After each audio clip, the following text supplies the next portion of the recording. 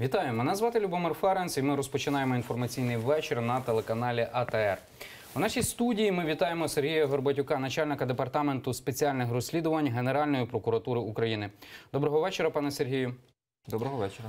4 роки, так, 22 січня, вже пройшло 4 роки від перших вбивств на Майдані Сергія Нігояна, Михайла Жизневського та Романа Сенека. Тобто він отримав поранення 22 січня і згодом помер 25 січня. Також після викрадення помер і Юрій Вербицький, який був викрадений разом з народним депутатом України, вже теперішнім народним депутатом України Ігорем Луценком. Пройшло 4 роки. Чи зрушилося якось слідство? Давайте почнемо з епізодів Сергій Нігоян, Михайло Жизневський і Роман Сенек. Ці люди були вбиті на Майдані, в одному місці, на вулиці Грушевського. 22 січня це відбулося, в 5:30, 8:30, десь 13:30, 14:00 останнє вбивство. Так, тривалий час дійсно пройшло. На сьогоднішній день, на жаль, злочини є нерозкритим. Одночас робота велася всі ці роки, і вона продовжується. І не дивлячись на тривалий час, ми все рівно, виходячи з сьогоднішньо встановлених, на теперішній час зібраних даних, все ж таки очікуємо, що ці злочини ми розкриємо. Якщо не всі 3, то чи 1, чи 2. Хоча націленість є на розкриття всіх. Чому є така надія, є таке сподівання, виходячи з роботи? Дійсно, у нас на початковому етапі ми розуміємо, що не розуміємо, а знаємо, що слідство проводилося ще за тієї влади. Так, 14-го року. Так. Під керівництвом тоді починав це Віталій Сакал, так? Він же екс-очільник Головного слідчого управління Міністерства внутрішніх справ, так? І заступник міністра на той час був. Так, дійсно. Розслідування було місто Київ, а вони керували як керівники Головного слідчого управління. І, що цікаво, тоді навіть не висувалася версія щодо правоохоронців на початковому етапі. І експертизи у кожному з цих випадків судово-хімічні вказували, що постріл були вчинені начебто з відстані до 3 метрів. До 3 метрів. І це, звичайно, що суттєво звужувало коло пошуків, тому що правоохоронці знаходилися на відстані не менше 20-30 метрів. Однак, перше, що вбивства Жизневського і Сенека були вчинені патронами для зупинки транспортних засобів, що могло бути тільки у Міністерства внутрішніх справ. Так званою катушкою, так? Так. Це називається. У Сенека в тіла виявлена, у Жизневського наскрізне поранення, але ознаки і нашарування, металізація, і розмір вказували, що це саме ця куля. Тобто це наводило певні протиріччя про те, що ці дані слідства і висновки експертиз. І знову ж таки результати не призводили до розкриття, і відповідно слідчими було призначено додаткові судово-хімічні експертизи, в тому числі з врахуванням розльоту картечин, як у випадку смерті Нігояна. І експертизи дали висновки, що знову ж постріли могли бути вчинені з відстані аж ніяк не до 3 метрів, а відстані понад 20 метрів, що відповідно і розширило коло пошуків. Водночас знову ж таки важливе було те, що з'явилися свідки додаткові. Це теж така ситуація в нас складна в тому плані, що багато є свідків, є багато обурення в суспільстві, але не дивлячись на наші неодноразові оголошення з тим, що хто що бачив, хто що приходьте, тобто тривалий час люди все ж таки не приходять. І або ті ж адвокати Родин Небесної Сотні знаходять, або ж через ряд свідків ми все ж таки отримуємо. І в даному випадку ми отримали свідків, які дозволили знову ж таки провести слідчі експерименти і показати, з якою саме напрямку були вчинені вбивства. Це дозволяє нам визначити в окремих, я не назву по яких самих вбивствах, підрозділ, що вже далі йде робота з тим, щоб виокремити. Тому що вже навіть і проведені судово-балістичні експертизи, які дозволяють сказати, що не саме конкретно в випадку вбивства, а в інших в цього ж дня помпові рушниці, які за їхніми мірками повинні бути стріляти виключно гумовими кулями, експертиза відеозапису від того, як полум'я, як то віддача вказує, що постріл зроблений саме із вогнепальним зарядом, що вказує саме, що в той час, того дня у правоохоронців були мисливські набої. Дивіться, пане Сергію, ви ці всі речі от зараз говорите. Я от дивився за вашими коментарями, слідкував за вашими коментарями останнім часом. Також я слідкував за коментарями, здається, слідчий Родіон, так, спеціального департаменту розслідувань. Він так, Родіон Достатньо, він також давав коментарі. Ми маємо 18-й рік. І от ви зараз говорите про віддачу, про кулі і так далі. В 2014 році я робив розслідування. Ми ці всі факти наводили, так, ми аналізували відео як журналісти. Я не є спеціалістом, ні кримінологом, ні нічого. Я просто, скажімо так, виходячи з свого загального світогляду і те, що я читаю, як стріляють, фактично це все ми доводили. Так, я слухав Віталія Сакала на прес-конференціях, і він так само говорив 2-3 метри. Ми знайшли форт, ми вкладали кулі, гумові, бойові, картеч так звану. І ці всі речі були відомі. З чим було пов'язано, що оце ви зараз ці всі речі називаєте аж в 2018 році? Це проблема була процесуальна? І це, розумієте, я вже підсумовую. Це не значить, що воно сьогодні вже ми встановили. Ці експертизи знову ж таки проводилися. Ми говоримо про віддачі. Тобто одна експертна установа каже, що не може дати висновку. Знову ж таки, ми добираємо тих самих відеозаписів чи тим показання спеціалістів, призначаємо додаткову експертизу. Зараз вже на сьогоднішній день з сукупністю я вже певні дозволяю собі сказати висновки, як встановлений, доконаний факт. Хоча, звичайно, погляд безпосередньо на відеозапис, і ваш, як ви кажете, і слідчого на початковому етапі, він дозволяє сказати, що да, це не постріл з гумової. Але, тобто звук, віддача, так, зброя. Але думка про це і процесуальний висновок експертизи – це тривалий шлях. У нас деякі експертизи проводяться по року, по два. І, на жаль, така ситуація саме із низьким матеріально-технічним забезпеченням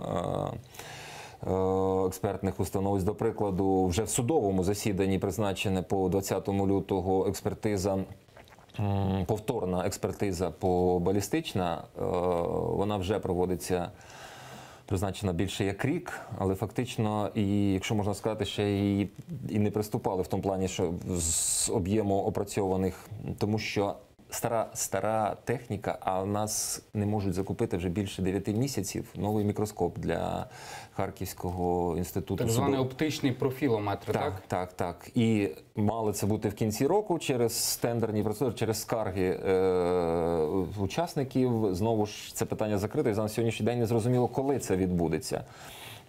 Наскільки він потрібен? Так, що робить цей прилад? Він вже, як скажімо, мікроскоп, який комп'ютерний, тобто автоматизований, дозволяє набагато швидше проводити ці дослідження порівняно, в першу чергу. Тому що суд для об'єктивності взяв всі набої, відстріли, які були зроблені, вилучені від Беркуту міста Києва, тобто такі підозрюються, щоб пройтись по всім ним. Ми говоримо, що інкримінуємо, що приймало участь 26, це по подіям 20 лютого, 26 беркутівців, але загалом в полку було понад 560 одиниць зброї. Наскільки мені відомо, щодо вбивства Сергія Нігояна вдалося вже виокремити конкретний підрозділ Беркуту, колишнього Беркуту. Скоріше за все, з цього підрозділу і стріляла людина по Сергію Нігояну. Ви можете озвучити саме, який підрозділ йдеться?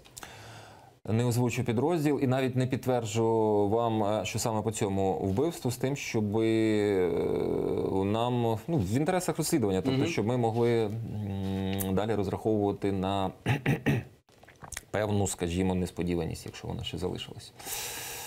Тобто ви маєте на увазі, що колишні працівники Беркуту зараз можуть перебувати в лавах, так, правоохоронних органів, а можуть не перебувати, і вони можуть не здогадуватися досі, що по них ведеться слідство?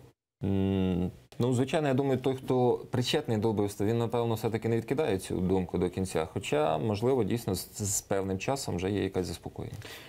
От 21 листопада минулого року Фонд демократичні ініціативи імені Ілька Кучерєва провів опитування серед 62 експертів і говорилося про те, які цілі Майдану не були досягнуті. Так? це під 4-й рік якраз річниці Майдану, 21 листопада, це початок Євромайдану.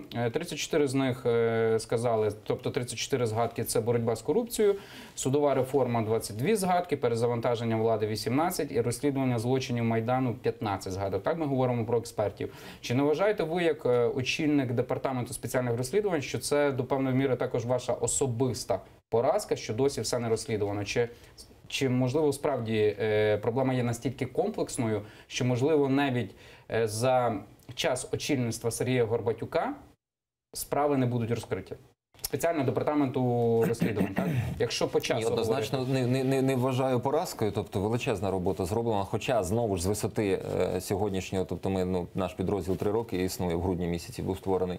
Я для себе розумію, що багато моментів можна було інакше побудувати і досягати результату швидше. Хоча, знову ж таки, це розслідування і такого об'єму, і таких подій, воно вперше в країні. Ми паралельно вчимося, паралельно напрацьовуємо, навіть у нас є відділ криміналістичного супроводження, який напрацьовує методики, скажімо, розслідування. Дай Бог, щоб цього не сталося. Але, знову ж, ми розуміємо, що де наші були упущення і в чому могло бути швидше. Водночас для мене є чітке розуміння того, що це є комплексна проблематика того відношення самої держави до розслідування. Такий об'єм, якщо ми говоримо тільки нами, тому що загалом події на Майдані по всій Україні, а ми говоримо, що у нас зосереджено місто Київ, тобто найбільш тяжкі. Нам розслідується понад 3400 епізодів злочинних дій. І перевіряються там понад 15-20 тисяч правоохоронців і державних чиновників, які були тим чи іншим задіяні, то це не може бути справа відповідальності одного підрозділу. Це має бути комплексна робота, яка полягає і в слідчих діях, і в оперативно-розшукових, але і в кадровій роботі того ж самого МВС, СБУ. Тобто, коли ми говоримо про атестації, то під час атестації, переатестації елементарно можна виявляти тих, хто хоче давати показання. Бо ми на сьогоднішній день маємо одиниці, які виключно слідчим шляхом підведені до того, що вони змушені давати показання. А від керівництва правоохоронних органів з тим, що вони сказали, ось, під час атестації ми виявили, сказали, не будеш працювати, поки надасиш показання. Не було. Під час атестації адвокати Родин Небесної Сотні, журналісти такі питання ставили, і декількох правоохоронців до нас приводили. І казали, ось вони хочуть дати. А від керівництва жодної такої дії не було вчинено. І досі співпраці немає? Немає, вона ж навпаки полягає в тому, що наші підозрювані... Євгенія Закревська, адвокатка Родин Небесної Сотні, вона говорила, що деякі матеріали навіть втрачені Міністерством внутрішніх справ, і зараз їх потрібно відновлювати по деяких епізодах. Це правда? Так. А було і знищення. Тобто все, що стосувалося, наприклад, негласної роботи, тобто велика кількість працівників вела записи і так далі, це все знищено було в період 19-23 лютого. В полку Беркуту було знищено все, що стосувалося зброї. В нас підозрювані, які в нас була середня ланка, які раніше ми їм зібрали докази для повідомлення про підозру. На сьогоднішній день вони займають вищі ланки в системі національної поліції, тобто начальники департаментів, і не дивлячись на підозру, вони продовжують працювати на посадах. Але маємо ситуацію, і Верховна Рада своє показує відношення, що з 20 листопада ми не можемо зареєструвати нові провадження. До нас звертаються з заявами постраждалі. Деякі є, знову ж таки, які не бачили необхідності. Тобто реєстрацію вже має займатися Державне бюро розслідувань, правильно? Так, слідчі не мають. І, відповідно, повноваження під питанням щодо розслідування злочинів, розпочатих слідчими міліції. Так сформульований кодекс, і це саме вбивства. І ми, не дивлячись на те, що про це акцентував керівництво Генеральної прокуратури, доповідали. На ефірах, я говорив, Верховна Рада двічі ставила на голосування. І фактично вони провалили голосування за те, щоб вбивства розслідувались без сумнівів, мається на увазі, без того, що докази потім можуть бути визнані недопустимими. І це, знову ж таки, на 4-му році розслідування. Ми змушені вдаватися до певних, скажімо, юридичних хитрощів, і що можна це назвати? Знову ж таки, це не хитрощі, ми вирішуємо спори там про підслідність, але це дає, знову ж, ця ситуація дає можливість наступним адвокатам говорити, що докази, отримані після 20 грудня, можуть визнати недопустимими. І це свідома діяльність, тому що про це неодноразово заявлялося. Нема ДБР, продовжить повноваження. Цього тижня вийшло розслідування журналістів, так, де стверджується, що один із прокурорів, а саме Павло Головко, який колись працював так прокурором у Генеральній прокуратурі України і вів деякі справи Ні, в районній в районній міста прокуратурі, Києва. в районній прокуратурі, перепрошую, в районній прокуратурі міста Києва. Він вів справи проти майданівців. Знайшли такого майданівця, якого засудили так, з'їздили в місто Ладижин, його показали, його ім'я Павло Головко, і він зараз працює в Ні, департаменті. він в Ладижині, це його дружина. Це його дружина. Це, да, пенсіонер, який дійсно був обраний йому запобіжний захід, забув прізвище, з Вінницької Так. області, але там брала участь його дружина, тобто яка стала його дружиною у 2016 році, Павла Головка. Тобто там путанина була в журналістів? Ні, вони навели, тобто його дружина брала, але крім того, він теж у іншому випадку теж... І він зараз працює в департаменті спеціальних розслідувань, і розслідування само по собі розійшлося. Я бачу ваш коментар, і знову я ставлю запитання. От людина, яка вела справи проти майданівців, працює в департаменті спеціальних розслідувань. Так, в цьому є багато, скажімо, я читав теж багато негативних відгуків і розумію мотивацію, хоча зараз намагатимусь пояснити свою логіку, тобто і ту відповідальність, яку я взяв на себе. Тобто, перше, щодо нього сама ситуація, тобто він не стосовно майданівців не повідомляв про підозру, не клопотав про запобіжний захід, брав участь. І за результатами судового розгляду було обрано особисте зобов'язання. Тобто ми говоримо про те, що попереднім розслідуванням не встановлено даних про вчинення ним злочину, а стосовно люстраційної перевірки, тобто вона проводилась стосовно нього, не нами, а Генеральною прокуратурою чи прокуратурою міста Києва. Відповідно, він у нас був в групу направлений прокуратурою міста Києва. Тут не ми вирішуємо, тут вирішує прокурор міста. І саме виходячи з того, що він може принести як слідчий, тобто і приносив, було прийнято рішення про те, щоб його взяти в склад. На мою думку, це одна частина відповіді, та, що він не бере участі в розслідуванні, що стосується арештів. І знову ж таки, якщо за результатами розслідування будуть встановлені порушення, це знову ж не робить йому там карт-бланш від будь-якого там притягнення, хоча на сьогоднішній цей день немає. А з іншої сторони, він може своєю роботою, своєю якісною роботою, скажімо, будь-які сумніви стосовно того, що він діяв якось неправильно раніше, це виключити. Тобто, як такий, умовно кажучи, шанс. У вас ще є один прокурор, так, якого не показали журналісти, але я знаю, що до якого проводилася перевірка. Було певне розпорядження Генеральної прокуратури України від 4 листопада 2014 року. Це музика Віталій Миколайович. Так? Я просто поясню глядачам. Я також знайшов людину, яка могла би навести певні факти, що Віталій Миколайович був причетний, це називається переслідування, але, наприклад, вів певні справи як прокурор. Тодішній він був районної прокуратури, також міста Києва, Дарницької, здається, прокуратури прокурором. І просто є людина, яка також може надати свідчення, але вона зараз знаходиться за кордоном. Тобто вона не в Україні, ми просто фізично не можемо її включити, щоб вона говорила проти музики Віталія Миколайовича. Що ви можете сказати щодо цієї особи? Так, ще його прізвище ніде не фігурувало. Але я наводжу факти. Так, ви погоджуєтеся з ними, можете мені заперечувати. Так. Але за тим фактом, знову ж таки, щодо тих розслідувань, це, можливо, прізвище ви не назвали, але я думаю, що він і допитувався, і визнаний потерпілим. Тобто, і за тими фактами, що було прокуратурою Дарницького району, приймалися, тобто є впровадження і розслідується іншим відділом нашого департаменту. Водночас, в принципі, ситуація та ж, тобто даних про вчинення саме злочину в теперішній час немає. Рішення приймалось, виходячи з того, щоб він у інших провадженнях, які дали йому доручили, щоб він дійсно досяг результату і приніс користь в розслідуванні. І такі результати дійсно є. Водночас, знову ж таки, повторюю, що просто сама по собі робота – це не є карт-бланш від будь-яких, скажімо, розслідувань. Цього тижня також ще був один скандал в засобах масової інформації, інтерв'ю Андрія Портнова. Так, це колишній заступник глави адміністрації президента. Це інтерв'ю вийшло на одному з українських телеканалів. Суспільство також розділилося, хтось за, хтось проти.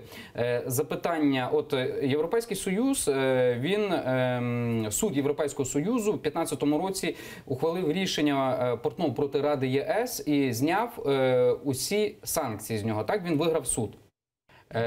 В суді Європейського Союзу. З нього санкції були зняті. Тобто, щоб наші телеглядачі розуміли, санкції накладаються з економічних мотивів. Так? Якщо були якісь знайдені Генеральною прокуратурою, там, наприклад, розкрадання коштів і так далі. В суді Генеральна прокуратура нічого не довела, тому що був лист від Генеральної прокуратури, який не містив жодних деталей щодо фактів, звинувачення, у яких приписувалося позивачу. Тобто, просто був лист, де Генпрокуратура стверджувала, що інформація слідства дозволяє говорити, що Портнов серед інших причетний до розтрати значної кількості державних коштів та їх нелегальний вивід за межі України. У мене запитання: Андрій Портнов фігурує у справах щодо Євромайдану чи ні? Так, фігурує. Розслідування триває, тобто стосовно колишніх високопосадовців, які... Ми не говоримо про економічні злочини, а саме про причетність до розстрілів, так? Да. Ну, і ми ж спостерігали, бачили про те, що він приймав участь і коментуванні, тобто і в переговорах, і відповідно ми перевіряємо ту ж саму версію про те, що він мав вплив на судові рішення. Водночас, знову ж таки, це повністю роль можна було би встановити, виходячи з показань тих же самих суддів, голів судів, чого на сьогоднішній день, на жаль, є у нас дуже-дуже і мало саме стосовно того, щоб, скажімо, особи там з адміністрації президента чи безпосередньо цей фігурант надавали якісь вказівки. Одночасно є напрямки, за якими перевіряється його, скажімо, можлива причетність до організації протидії протестним акціям. А по яких епізодах він саме проходить? Він проходить по 22 січню, він проходить по 20 лютого. Як взагалі кваліфікується його роль? На сьогоднішній день йому підозру не повідомлено, тобто говорити про кваліфікацію не можна його дій. Водночас це весь період з 30 по 20, з 30 листопада по 20 лютого. Ну і не в першу чергу, а стосовно озвучених, в тому числі в ЗМІ, про його можливий вплив на прийняття рішень судів, а ми знаємо, що їх багато було як стосовно автомайдану, так і стосовно арештів майданівців. Ну, в засобах масової інформації немає достатніх деталей, так? Якщо Ні, деталей немає. Взагалі немає деталей, просто припускається, так? Тому що він мав високу посаду тоді. І курував цей блок. Ну, відповідно, судовий, так? Андрія Портнова, його взагалі називають таким демюргом, так? Креатором, творцем всієї судової системи в Україні. А є люди, які би могли надати проти нього покази? Вони фігурують у справі в кримінальному провадженні чи ні? Звичайно, вони допитуються. Тобто, як, наприклад, ми говоримо про голів судів, тих самих же ж міста Києва, які були зафіксовано. Тобто, дзвінки з адміністрації президента і, за певними даними, саме з відділу, який очолював, чи який курував. Але показань... А особисто він дзвонив? Ну, з телефонних з'єднань особисто не встановлено. Тобто це робочі, але ми знову ж таки для себе розуміємо, що за цим це не просто знати, яка погода. Однак показань стосовно того, а чому ці були дзвінки, до чого вони схиляли, немає. У нас є дані про те, що, знову ж таки, показання про те, що протоколи про адмінправопорушення, де були притягнуті, складалися даїшниками про притягнення автомайданівців, що вони також в копіях списки тих, хто притягнуті, в які суди направлені, передавалися до адміністрації президента. Знову ж таки, але далі в адміністрації президента знову ж таки показань, куди йшли і яким чином розподілялися і були після цього дзвінки, знову ж таки, їх немає. Тобто загальна картина свідчить про те, що вплив мав місце. Єдине, Андрія що... Портнова. Адміністрації президента. А конкретизувати особу не вдалося? Якщо ми б конкретизували, ми повідомили про підозру. От тому то й проблематика, що це все можна конкретизувати, було б бажання надавати ці показання. На жаль, їх немає. То в нас одна, наприклад, суддя, яка на початковому етапі вказала про те, що були дзвінки з адміністрації президента, одних суддів, вона в наступному почала казати про те, що хтось представився, якийсь там Васі Піті, і сказали, що з адміністрації президента. Вони мені щось сказали, я сказала, що не буду цього робити, і поклав трубку. Ну, але розмова велась, тобто людина не могла просто, не знаючи, що це людина, яка дійсно з адміністрації, продовжувати з ним розмову. Це, напевно, було сприйнято як хуліганство.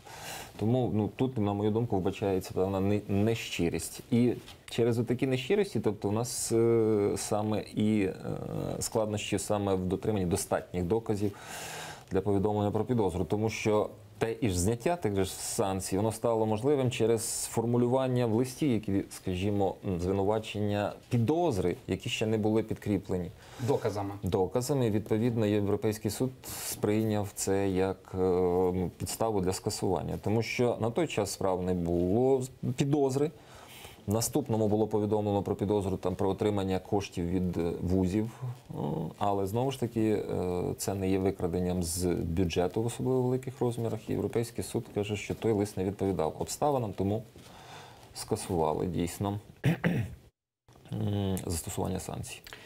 Андрій Портнов був допитаний, не знаю, за посередництвом скайпу чи інших засобів зв'язку. От він дає вільне інтерв'ю, так? Тобто він проходить у справах, підозра не висунута.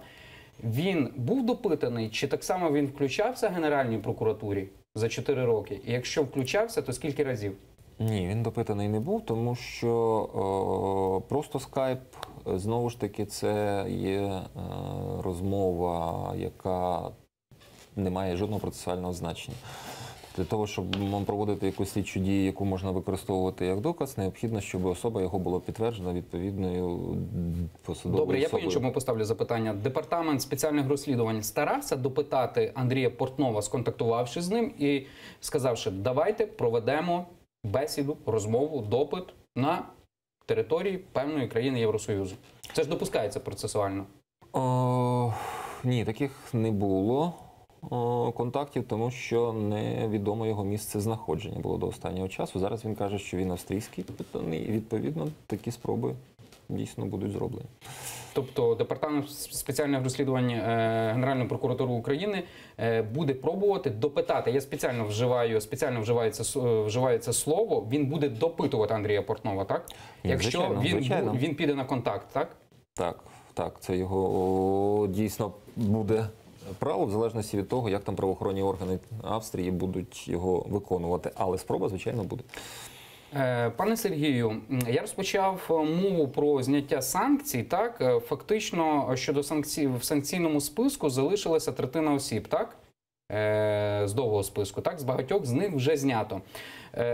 Україна є такою специфічною країною, де багато розслідувань чи кримінальних проваджень щодо різних посадовців часу Віктора Януковича є розбиті між структурами, так? Минулого тижня я спілкувався з заступником Генерального прокурора України Євгенієм Єніним.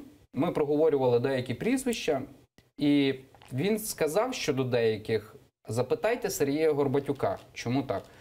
І я хочу запитати, наприклад, щодо Раїси Богатирьової, так? З неї санкції... Раїса Богатирьова точно не в нас, вона була в головному слідчому управлінні, до нас не передавалася. Ну ж проблема... Тобто, розумієте, от зараз ми знову, суспільство нас дивиться, так? Євген Єнін щодо Раїси Богатирьової каже мене як журналіста запитуватися в Сергія Горбатюка. Сергій Горбатюк каже, що це не його відомство. От ми ходимо так по колу, розумієте? Ні, так я вам відповім. Знову ж таки, ми говоримо, що спочатку наш підрозділ створювався для того, щоб розслідувати в першу чергу злочини проти Майдану, але в тому числі бути координатором і розслідування злочинів щодо посадових осіб. І навіть якщо не наш підрозділ, то має бути єдиний центр цього розслідування, тому що в більшості вони між собою пов'язані. Або ділилися, умовно кажучи, або в хабарі передавали, або спосіб виведення коштів. Водночас в нас з часом на справи не тільки не додавали нам, умовно кажучи, які ми казали, що важливі для розслідування злочинної організації, а й забирали. І на сьогоднішній день, і я неодноразово з цього всередині теж висловлював критику, у нас 4 підрозділи розслідують злочинну організацію, тобто не координуючись між собою. Звичайно ж, це веде до шкоди.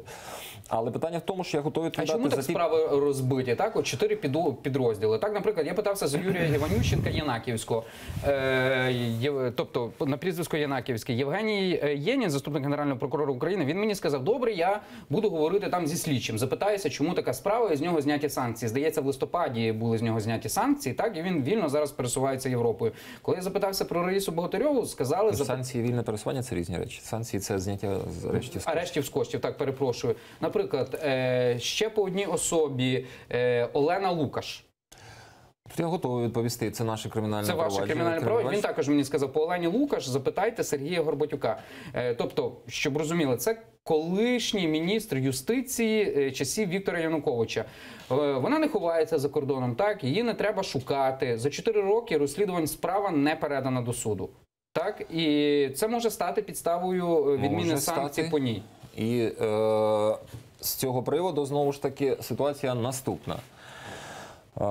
Станом на лютий 2017 року фактично слідчі вважали, і прокурори у справі, що вони зібрали достатньо доказів для завершення розслідування. Єдине, що необхідно було уточнити підозру, тому що початково вона була стисла і не відображала все, що встановлене слідством.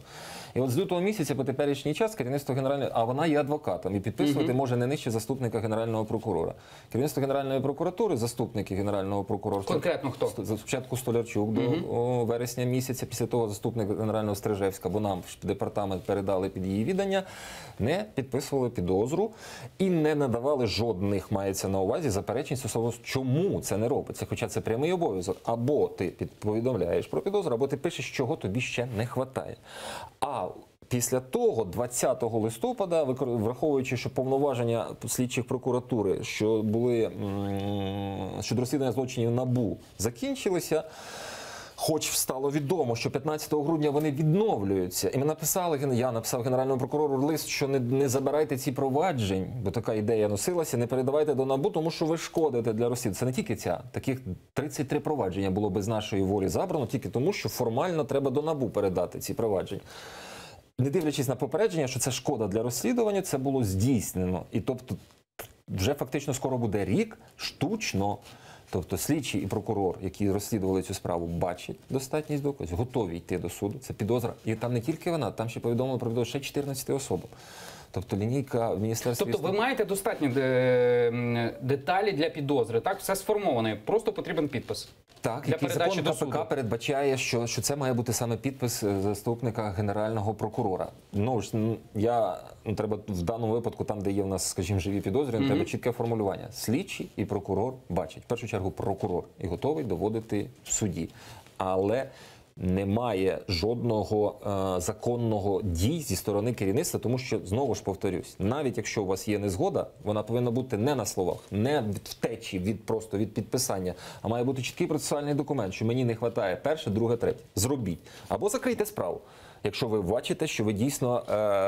Ви зверталися в Генеральну прокуратуру за підписом, так? Вам не вистачало цього підпису. Що вам говорили? Якщо все зібрано, достатньо фактів, достатньо доказів, що вам сказали заступники Генерального прокуратури України, які мали поставити підпис на обвинувальному акті?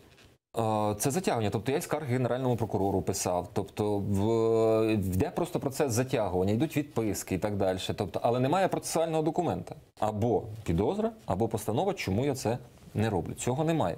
А потім йшло затягування, знову наради, перенаради. Скільки часу ще у вас є, щоб справу передали до суду, щоб обвинувальний акт був підписаний? Я вам сказав, що її передали до НАБУ. Єдине, що ми знову ж таки, і ми не зрозуміло, коли вона там буде розслідувати, чи буде повернута нам. На дорозслідування, так? А хто це має вирішити? Ну, сьогодні є рішення Генерального прокурора передати туди. Там має прийняти... А яка функція тепер НАБУ буде? Вони переглянуть справу і скажуть, ми від неї відмовляємося, хай розслідує департамент Горбатюка? Не було необхідності, тому що повноваження були втрачені, але потім законом про судову реформу відновлені. Тобто з 20 листопада по 15 грудня була пауза. І вже 30 листопада стало відомо, що повноваження відновлюються. І підстав передавати, на мою думку, не було. Це штучний процес, виключно для того, щоб затягнути розслідування справ стосовно високопосадовців. І це стосується не тільки цієї справи, це за підозрою Пшонки, така ж сама ситуація, передали. Один із епізодів книжки отримання винагороди незаконної, ми інкримінуємо як хабар, інкримінується колишньому президенту, авторська винагорода. 16 мільйонів там було, здається, фігура. Так, за книжки, ні, більше там. Більше. Тобто теж абсолютно безпідставно ці справи передавалися, жодної логіки я в цьому не бачу. Виключно формально, що ми зараз бачимо формальну підставу, то ми її використаємо. Але це жодним чином не веде до завершення. І знову ж таки, навіть якщо воно вернеться, бо наче НАБУ і САП кажуть, якщо ви розслідували, то завершуйте. Логічно. То знову ж стоїть питання в тому, що кому прийняти рішення. Немає ні заступника генерального, ні генерального прокурора, які можуть прийняти рішення. І відповідно з цього приводу ми і будемо подавати скарги вже до КДКП, тому що... КДКП? Так. Кримінально-дисциплінарна? Ні, не кримінально. Кваліфікаційно-дисциплінарна комісія прокуратури. А вона що зробить? Це КДКП, так? Дуже багато його піарили, коли вводили цю КДКП. Реально, вона приймає якісь рішення? Мені догану дали. Вам так, а іншим? Ну, треба відзначити, що заступник генерального прокурора Стольорчуку дали. Тобто, хоча б практично за одне й те саме. Я за те, що він не прийняв незаконне рішення про забирання в нас справи, я упродовж місяця оскаржував, не передавав справу, оскаржуючи і вбачаючи ознаки злочину. Мені за це дали. А в наступному, там через місяць за скаргою потерпілих у цій справі, дали йому, що він приймав незаконні рішення. Тобто підтвердили, що все-таки я був правий, але догану з мене не зняли. Вони рішень багато приймають, ви можете, в них є сайт, тобто зайти подивитися і стосовно притягнення, стосовно відмови. Пане Сергію, ви навели досить такий цікавий факт. Я пишу скарги генпрокурору і так далі. Минулого року ви кілька разів в засобах масової інформації говорили, що ви не можете добитися зустрічі з генеральним прокурором Юрієм Луценком. Так, є дуже багато нагальних справ, які потрібно вирішувати. Яка ситуація на початок 2018 року? Так, коли останній раз ви бачилися з Юрієм Луценком? Аналогічно. Останній раз я бачився на його день народження. Тобто тоді, коли журналісти знімали, так?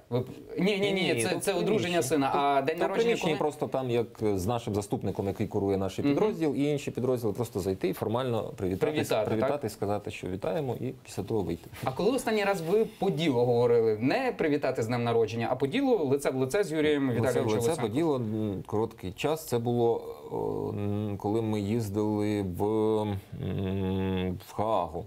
Тобто спільна була поїздка, і там вдалося вирвати час, тобто і все-таки переговорити по ділу. Це, знову ж, в таких умовах, де явно не для того, щоб розмовляти. Офіційно, останній раз, коли ви спілкувалися з Юрієм Луценком, зайшовши в його кабінет? Особисто так, як очільник департаменту спеціальних розслідувань. В вересні минулого року. 17-го?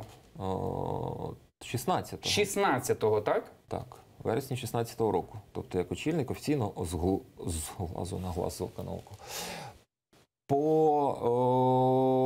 Ще, крім того, було декілька в рамках загальних нарад. Тобто були в присутності, але це, знову ж таки, остання теж, якщо не помиляюсь, була десь на початку літа 2017-го. Наступного він 112 каналу був заявив теж про те, що він прямо для себе прийняв таке рішення, що він не буде зустрічатися, тому що я начебто до нього не дослухаюся, постійно говорю про проблеми. А як ви бачите цю ситуацію? От він висловив свою точку зору. Як цю ситуацію бачить Сергій Горбатюк? Та є обов'язки службові, які... Ні, це все зрозуміло. Є обов'язки службові, ви очільник не останнього департаменту в Генеральній прокуратурі України, одного з центральних, так, який займається спецрозслідуванням. Він сказав, що ви говорите про проблеми. А як бачить цю ситуацію Сергій Горбатюк? Чому Юрій Луценко не хоче вас приймати? Тому що дійсно та проблематика, яка існує, вона не усувається. Ви маєте на увазі, підписи не хочуть поставити на обвинувальні? Підписи не хочуть поставити, і не хочуть... У нас почалося, в принципі, з того, що я говорив про недолугість регламентування законодавства про заочне судочинство. Кажу, що так, як воно зараз прописано в законі, це шлях до того, щоб вони всі, наші високопосадовці, якщо підуть до суду, або будь-хто, через Європейський суд однозначно отримали скасування вироків. Давайте вносити зміни, не застосовуйте поки що цю процедуру, бо це пуста трата часу, навіть їм на користь. Вони жодним чином не страждаючи, отримують вирок, який можуть піти в суд. І от про це підняття цієї проблематики, тобто, знову в чому складнощі? Це за півтора чи вже майже за 2 роки ми могли б елементарно покращити цей закон. А от небажання на це реагувати, тобто, тому що треба ж звітуватися про направлені наче справи до суду, призводить до того, що не хоче. Можливо, ще такий ряд питань. Тому що все рівно треба значити, що да, через окремих моїх підлеглих він приймає. Тобто, якщо нагальна проблема і ставиться питання, то вони йдуть, то начальник відділу все ж таки добивається реагування Генерального прокурора. Водночас, я думаю, що це абсолютно неправильно, коли якісь особисте ставити на вище, ніж перед службовими інтересами, тому що ми повинні вирішувати ті проблематики, які є. Результати вони самі за себе скажуть. Про них не треба приходити хвалитися Генеральному прокурору. Про них почують країна, якщо будуть вироки, якщо будуть інші результати. А проблематику треба усунути, і це може зробити в багатьох питаннях виключно вплинути на це Генеральний прокурор. Дякуємо Сергію Горбатюку, очільнику департаменту спеціальних розслідувань Генеральної прокуратури України. Мене звати Любомир Ференц, і ми повернемося у цю студію вже за півгодини.